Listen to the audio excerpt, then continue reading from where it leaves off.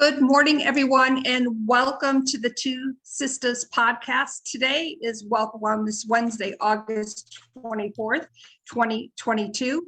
As you may see, we are down one sister, but I've adopted one for the day. So we have an amazing guest, and we are not going live because my new laptop is having issues, let's just say. It's being a little temperamental. But, here at Two Sisters, that doesn't stop us from sharing what we are passionate about. And so without further ado, I would love to introduce my guest, Julie DeLucca-Collins, who also is a Connecticut resident, although I'm in Maryland right now. So welcome to the Two Sisters podcast. Hi, Janice. Thank you so much for having me. What a pleasure and honor to be on your show today.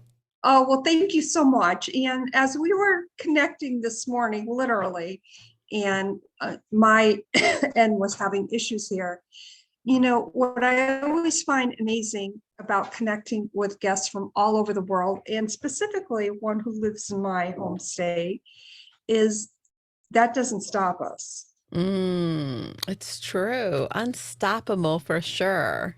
Unstoppable for sure. So, Julie, you are the founder and CEO of Go Confidently Services and the host of Casa DeConfidence Podcast. Tell us a little bit about that. It is a love child of mine.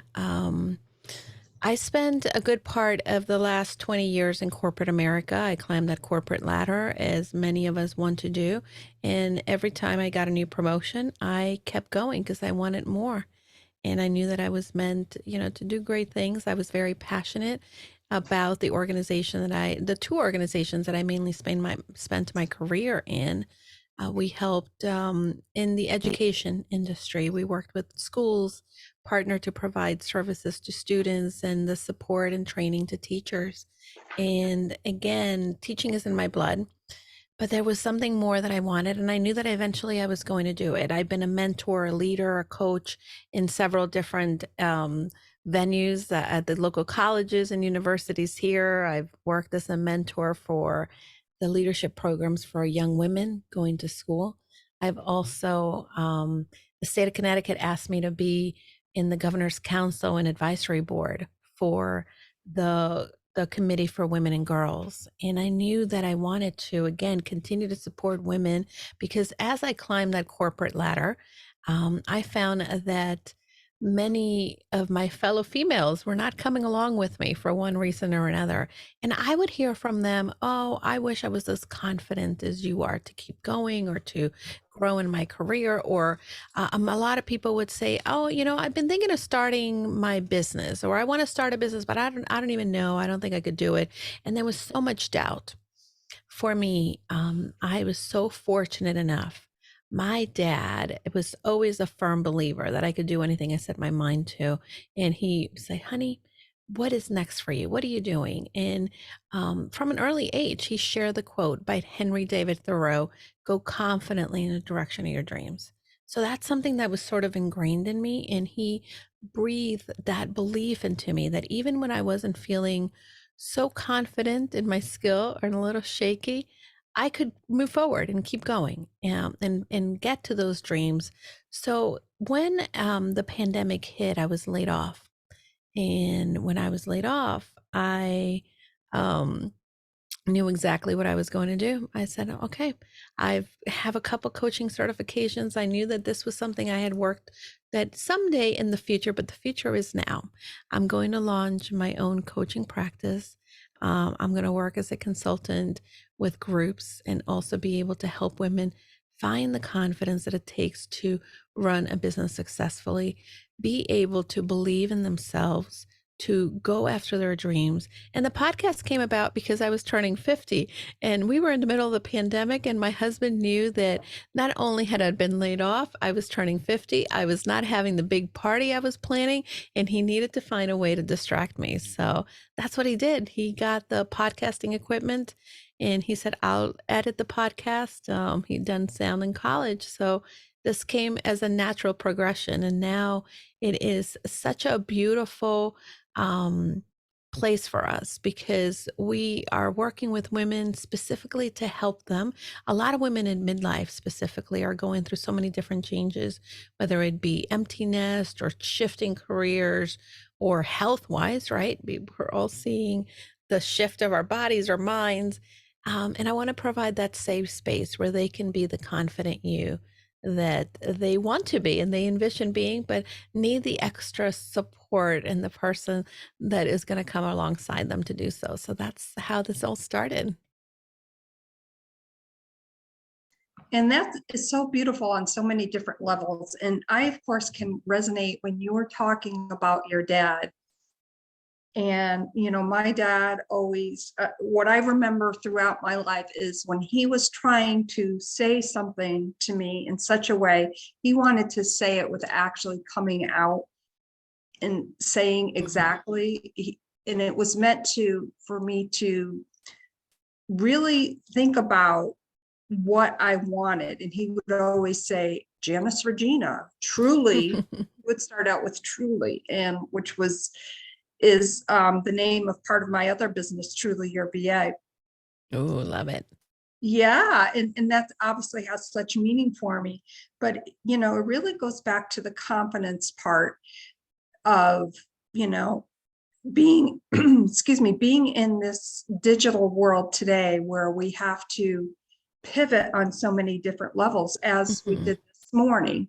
And of course, it flustered me a tad, I'm not going to lie, but we go confidently moving forward because we know what our abilities are. But, my sister and I, when we started out the TwoSistas podcast, it was during the pandemic. Yeah. And I happened to say to her, hey, we should start a podcast. She's like, okay, yeah, that's great. You get everything up and running. And she hung up the phone and I was like, okay. Okay, what do I do? So, right. And, we look back on our journey, and a couple of weeks ago, we just celebrated our 500th episode. Oh, amazing. Yeah. And I think what's so beautiful about that is as you mentioned, is the confidence part in whatever we do. And for women and girls, there's an extra layer of, I want to say sometimes that fear creeps in. For sure. And I think that, and I look at myself as a 9-year-old, and I carry a picture. People think I'm crazy. When I open my phone, I have a picture of myself at 9 on my phone, and that's the first thing I see. And the reason I see that is because that little girl had a lot of big dreams. And I think that many of us, had many big dreams, especially, as contemporaries, women of a certain age now, Gen X, I guess. But I do what I do because I want to model for my niece, who is 9 today, the possibility of what she can do because she has seen somebody do it.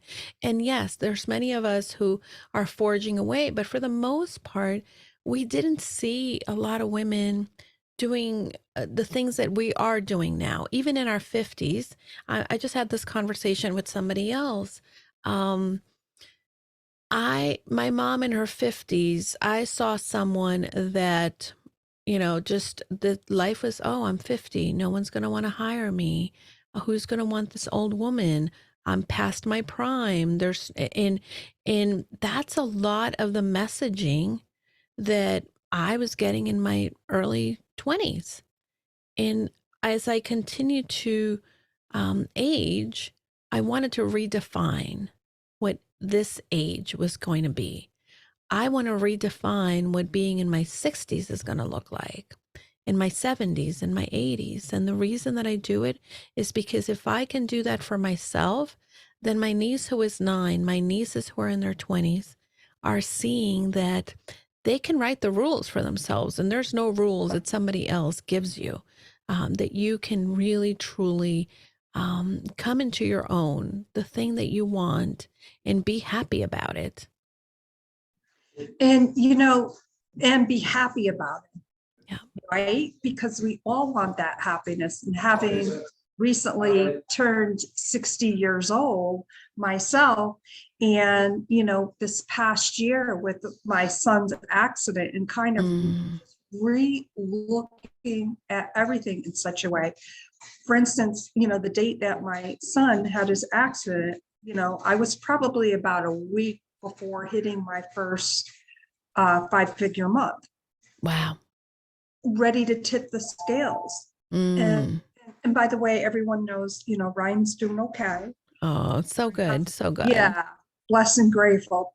But what a big thing I learned from that experience, not only as Ryan's mom, but as, being a woman, almost turned, I was 59 at the time, entering that next decade. And it just made me look at everything so differently that I wanted to change it in such a way. I looked at everything differently, and I wanted to bottom line, be true to myself. Yeah. Redefined everything for me. So, that redefining and the confidence goes such a long way in establishing that foundation where we feel comfortable. Now, the redefinition for me obviously would be probably different from somebody else starting a new entrepreneurship journey, especially in their 20s or 30s. But the point being that it is possible, it is doable. Yeah. Even with that fear, Julie, don't you think that sometimes that fear is what propels us? Oh, for sure. There's so many different analogies, but I actually feel that when we say, let's be fearless and go and do the thing, you're really creating a message that's really counterintuitive. We have to normalize that fear is part of the human experience. We have to normalize that we are going to feel afraid.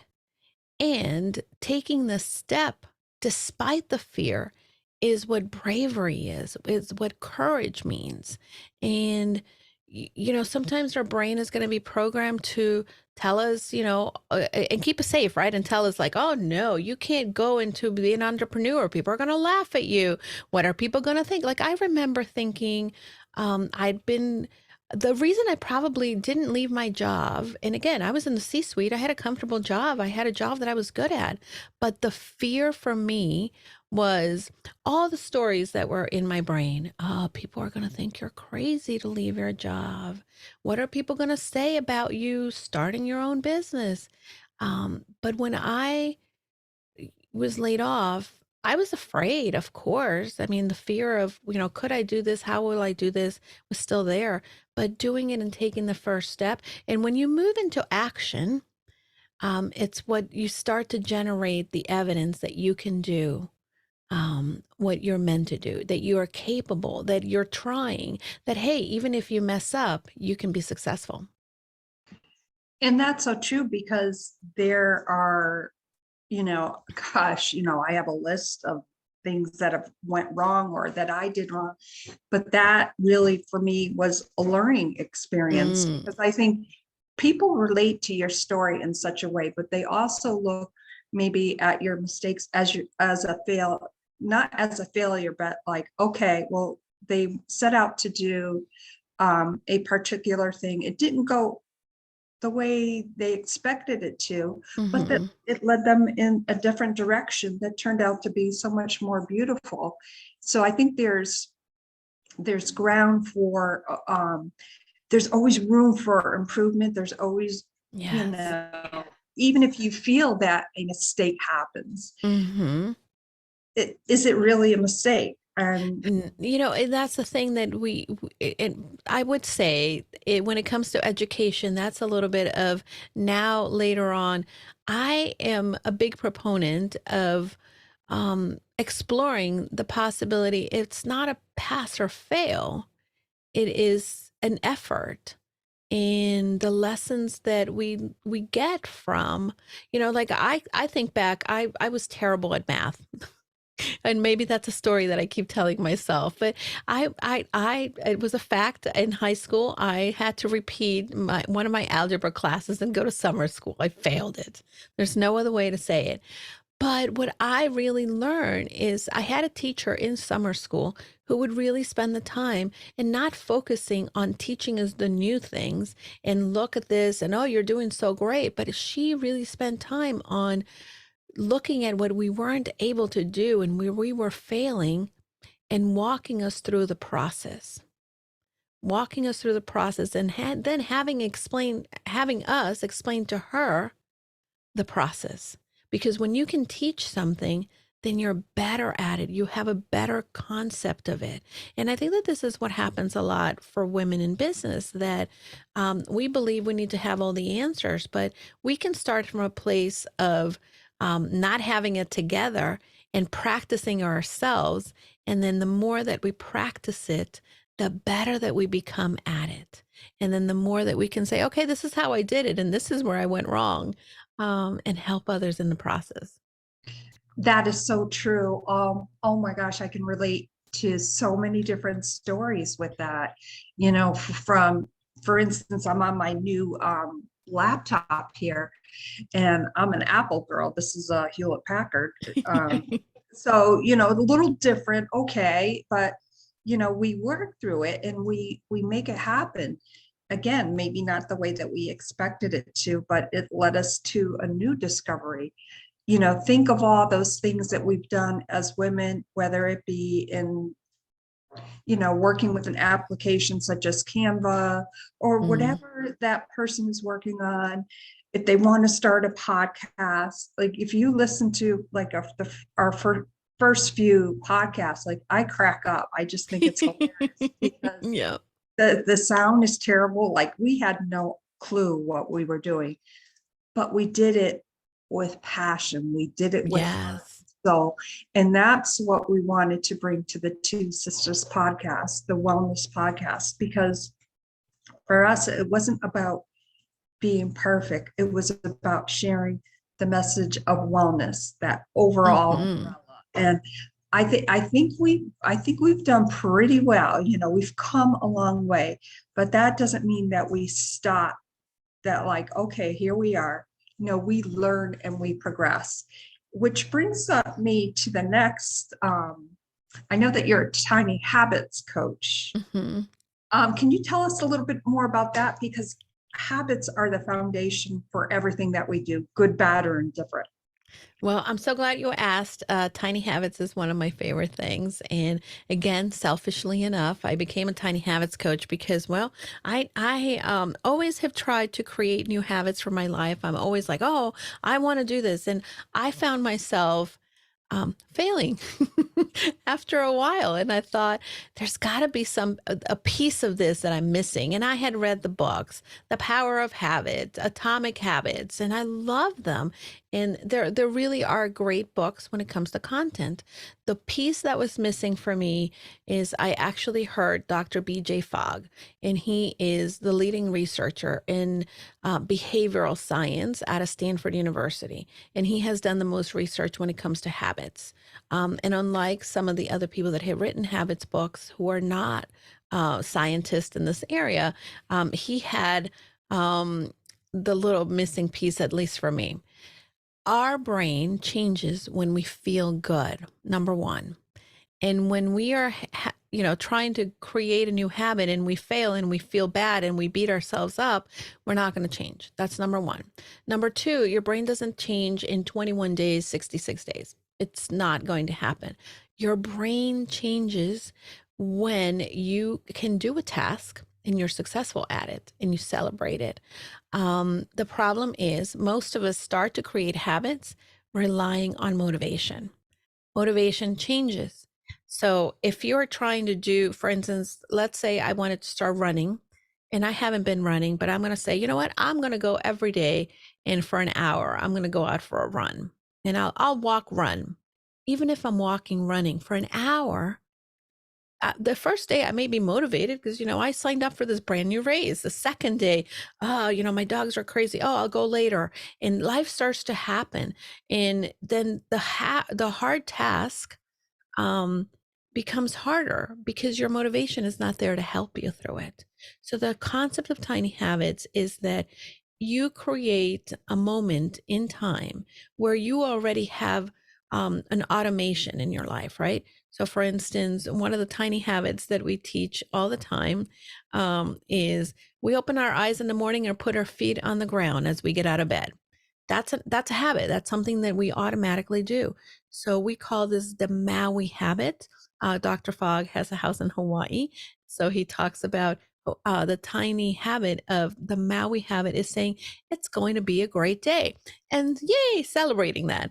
So some days I get up and I put my feet in the ground and I tell my dogs, boys, it's going to be a great day. And I, give myself a smile. I have to tell you that habit creates that positive headspace for me as I start my day. The other thing, I'd like to drink at least 120 ounces of water daily. If I haven't been drinking my water, that becomes very difficult. So the tiny habit, and this is what we call recipes, right? I'm not relying on the motivation of having to go drink my water, but I'm pairing the action of drinking my water with an existing automation. My other automation is when I come downstairs, my dogs need to go outside. So as I let them out, and that is my anchor moment, I fill my water bottle. I am not going for drinking the whole jug or anything other than filling the bottle. When I let them in, then I take the first chug of water. And that begins that momentum, right? So now automation, I have to go to the water. To the bathroom. I drank water. So then that means after I come back from the bathroom, I chug some more water. So you see what ends up happening is I'm not relying on feeling like drinking my water on that motivation. I am really relying on the automicity. And then what happens is it's just an automation.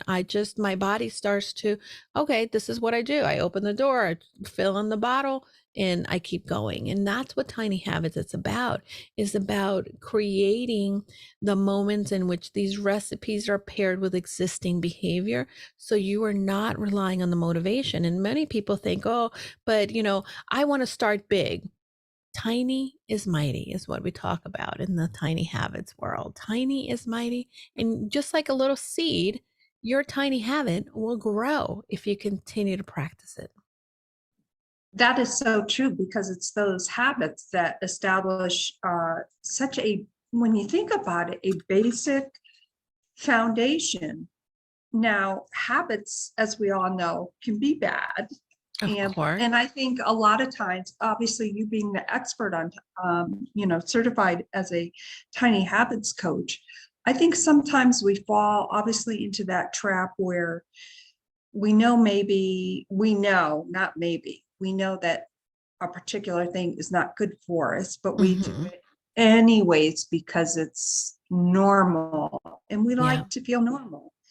And I think that goes a long way with when we look at something as simple as what you were describing, drinking water, like your goal or that you've established for yourself is 120 ounces. Well, you don't look at it as, oh my God, I have to drink 120 ounces. You've created an automation. Yeah. That is, and I mean, that's pretty fantastic. Yeah. And you don't have to, like you mentioned, right? We have a lot of habits that don't serve us. And really, through tiny habits, I was also able to break habits that didn't serve me by changing them to new behaviors. Because again, like I said, your brain is going to want to automate things. Your brain wants to be efficient. 80% of everything that we do throughout the day is an automation. But what you're just doing is you're creating new passageways. And really, change, we hear it all the time. Change is hard. Change typically can be hard because we are trying to rewire our brain, and our brain is wired for comfort. And it goes back to that mammalian brain thinks, oh no, danger, danger, she's doing something different from before. No, no, no, go back to what we know, what's comfortable. Creating a new habit, for instance, exercising. If you haven't been exercising, your brain starts to tell you, oh, it's going to be hard. You're going to sweat. Your muscles are going to be sore the next day. Um, and then that's how we talk ourselves out of it.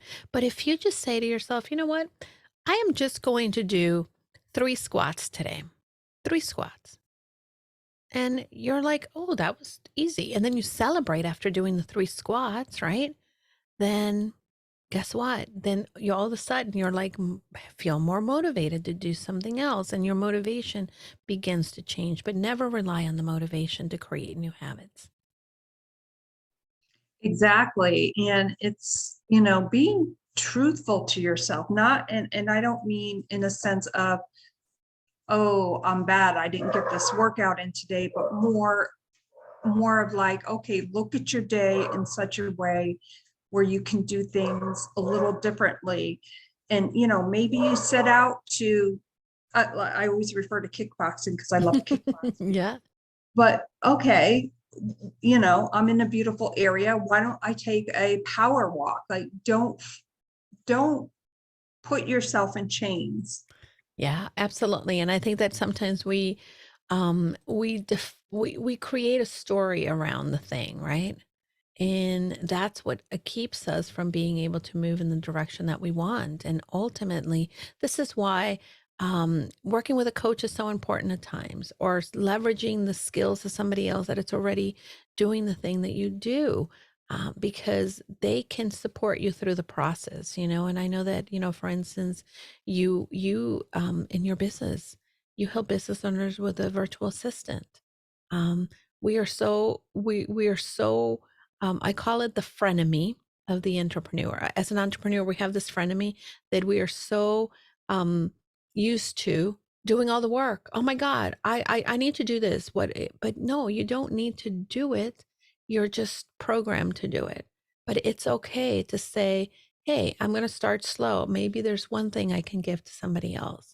Maybe there's one thing that I can partner with somebody else to help me with, and be open to the idea that your brain is going to say, no, they'll never do it. And they'll give you all the reasons why you can't. But if you're just willing to at least start small, you can then continue to grow and find the success and celebrate the successes, because then your brain is going to want to continue to feel good.